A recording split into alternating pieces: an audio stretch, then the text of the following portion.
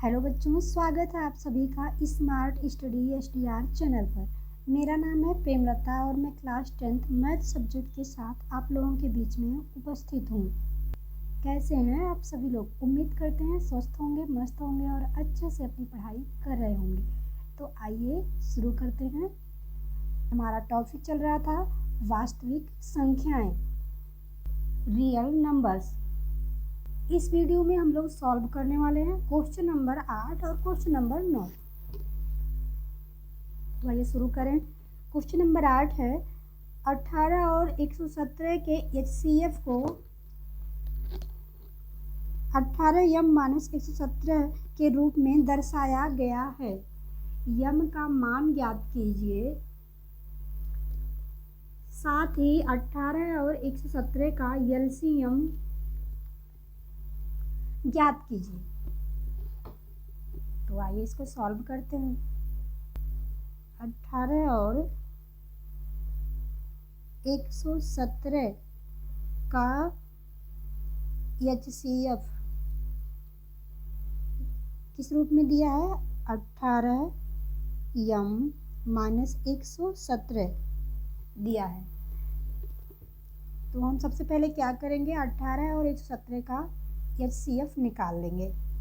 तो 18 का इसके लिए हम फैक्टर करेंगे और 117 का भी फैक्टर करेंगे। ठीक है, तो यहाँ पे कर लेते हैं। 2 से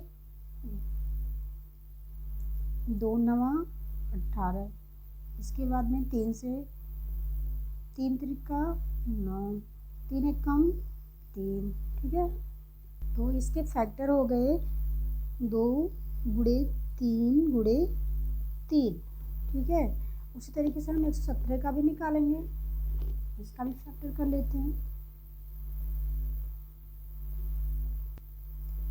3 से कटेगा, 3 त्रिका 9, 3 9 27, फिर 3 से 3 एकम 3, 3 त्रिका 9, उन्हें हम 13 से काटेंगे, 13 एकम 13।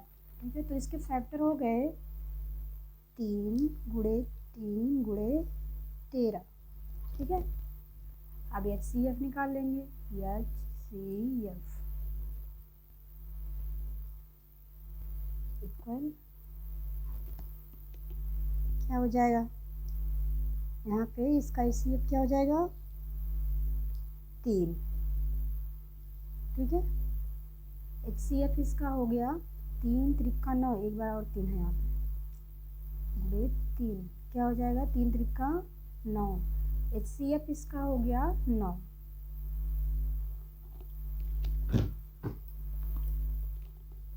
अब हमें यम का मान ज्ञात करना है।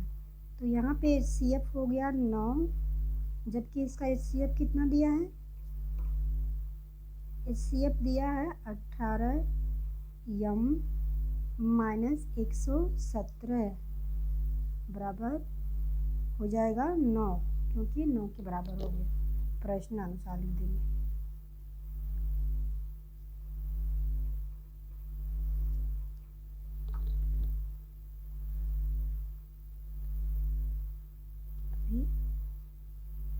अब इसको यम का मान यहाँ से निकाल लेंगे, जल्दी से हो जाएगा। इधर जाएगा तो प्लस हो जाएगा, 117 प्लस 9 कितना हो जाएगा? 9 8 9 7 16, तो हो जाएगा 18m इक्वल 126। तो यम बराबर 126, यम बराबर हो जाएगा 126 अपॉन 18 इक्वल 18 सत्ते 126 7। तो यम का मान हमें मिल गया 7। ठीक है ना। अभी प्रश्न में क्या कहा है? कहा साथ ही 117 और 18 का LCM भी ज्ञात करना है, और हम अभी LCM लिखेंगे।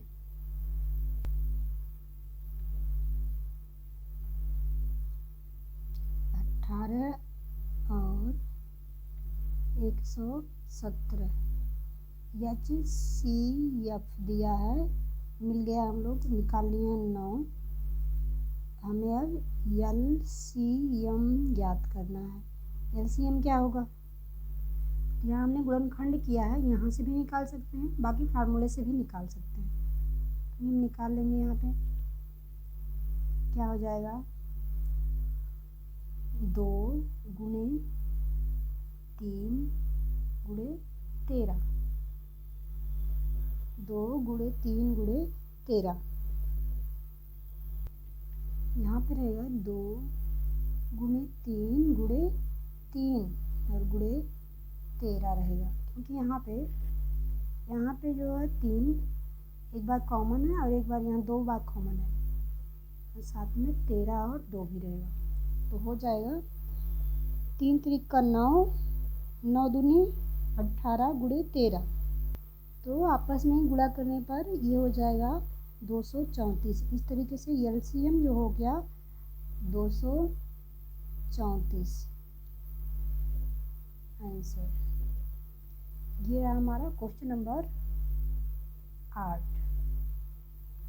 ठीक है, अभी हम लोग सॉल्व करने वाले हैं क्वेश्चन नंबर 9।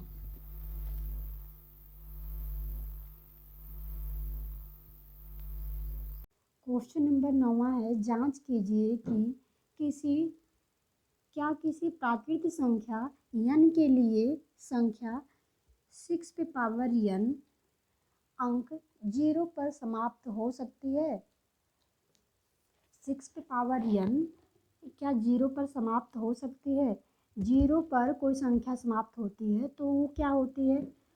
वह संख्या 10 से विभाजित होती है। कोई संख्या अगर 0 पे समाप्त हो रही है तो वह संख्या 10 से विभाजित होती है। यानी कि जिन संख्याओं के लास्ट में 0 हो वह संख्या 10 से विभाजित होगी और 5 से भी विभाजित होगी और 2 से भी, 2, 5 और 10 से वो डिवाइड होगी। तो यहाँ पे लिखेंगे कि 6 पे पावर n अंक 0 पर समाप्त नहीं होगी, 0 पर समाप्त नहीं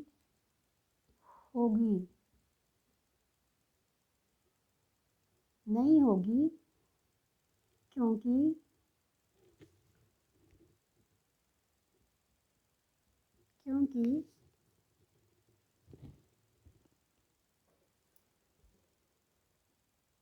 कोई संख्या 0 पर समाप्त होने के लिए 10 से विभाजित होनी चाहिए। मतलब ये कि उस संख्या का अभाज्य गुणनखंड जो है 2 और 5 होनी चाहिए। जैसे कि ये 10 है, 100 हो गया, है ना, 1000 हो गया, इस तरीके से, है ना। तो इसके गुणनखंड हम देखेंगे कि ये 10 से जो है विभाजित होगी और साथ में इसके अभाज्य जो गुणनखंड होंगे वो 2 और 5 भी होंगे। तो 10 का फैक्टर करेंगे तो क्या हो जाएगा? 2 और 5, 2 पंचे 10। उस तरीके से 100 का फैक्टर करेंगे तो क्या हो जाएगा? 2 गुणे 2, 5 गुणे 5। इस तरीके से 100 का ही फैक्टर करेंगे। मतलब ये कि जो है लास्ट में 0 होने के लिए हमें वह 2 और 5, उसका जो फैक्टर होना चाहिए संख्या का 2 और 5 होना चाहिए। कोई संख्या 0 पर समाप्त होगी उसके लिए उसका फैक्टर 2 और 5 होनी चाहिए, उसका प्राइम फैक्टर 2 और 5 होना चाहिए। ठीक है, जबकि हम देखते हैं 6 पे पावर n 0 पर समाप्त नहीं हो, क्योंकि इसके जो फैक्टर बन रहे हैं 2 गुणे 3, है ना, 3 दूनी 6 और इसकी पावर n है। तो इसको सॉल्व करेंगे तो हो जाएगा 2 पे पावर n मल्टीप्लाई 3 पे पावर n। ठीक है, तो इसके जो 6 के फैक्टर हो 2 और 3 है केवल। ठीक है, इसीलिए यह जो है 0 पर समाप्त नहीं होगा। ठीक है, इसको हम यहाँ पे लिखेंगे। ये तो मैंने समझाने के लिए किया था। यहाँ पे मैं लिखूँगी कि 6 पे पावर n का जो अभाज्य गुणनखंड होगा का 6 पे पावर n के अभाज्य गुणनखंड क्या होंगे। अभी मैंने बताया कि ये हो जाएंगे 2 गुणे 3, इसके फैक्टर हो गए। इस पर पावर n है, क्या हो जाएगा 2 पे पावर n गुणे 3 पे पावर n, इस तरीके से। तो उसके फैक्टर क्या हो गए 2 और 3। चूँकि 6 पे पावर n के चूँकि 6 पे पावर n के अभाज्य गुणनखंडों में केवल 2 और 3 ही शामिल हैं, जो कि ऊपर हमने सॉल्व करके दिखाया है। इसीलिए कह सकते हैं कि प्राकृत संख्या n के लिए संख्या 6 पे पावर n अंक 0 पर समाप्त नहीं हो सकती।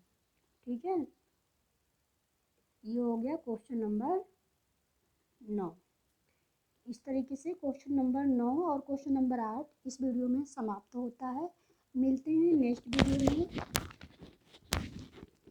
नेक्स्ट वीडियो में। वीडियो अच्छा लगा हो तो लाइक करिएगा, चैनल को सब्सक्राइब करिएगा और अपने दोस्तों के साथ शेयर ज़रूर करिएगा। स्वस्थ रहिए, मस्त रहिए और इसी तरह से पढ़ते रहिए। मिलते हैं नेक्स्ट वीडियो में। ओके, हमसे जुड़ने के लिए धन्यवाद। नमस्कार।